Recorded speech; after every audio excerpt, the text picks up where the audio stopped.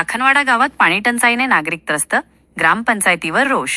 बुलढाण्याच्या खामगाव तालुक्यातील 15,000 लोकसंख्या असलेल्या आणि तालुक्याची मागणी असलेल्या लाखनवाडा गावामध्ये 15 ते 20 दिवसानंतर नळाला पाणी येत आहे आणि तेही केवळ 10 ते 15 मिनिटेच राहत असल्यामुळे पाण्याची भीषण टंचाई निर्माण झाली आहे।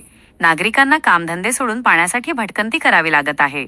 आर्थिक सक्षम असलेले अनेक जण टँकरद्वारे पाणी विकत घेतात, मात्र सर्वसामान्य नागरिकांना तब्बल 2 ते 3 किलोमीटर अंतरावरून डोक्यावर पाणी आणावे लागत आहे।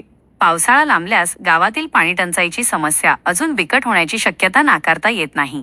ग्रामपंचायतच्या गलथान कारभारामुळे नागरिकांवर पाण्यासाठी भटकंती करण्याची वेळ आल्याचा आरोप गावकरी करतायत।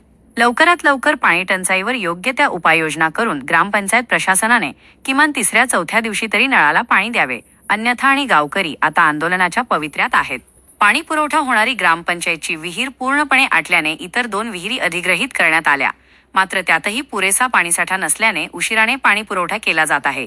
त्यामुळेच नागरिकांची गैरसोय होत आहे। शिवाय 22 गाव पाणी पुरवठा योजनेची जुनी पाईपलाईन वारंवार फुटत असल्याने आणि इतर तांत्रिक बिघाडामुळे पाणी टंचाई निर्माण झाल्यास ग्रामपंचायतकडून सांगण्यात आलं आहे।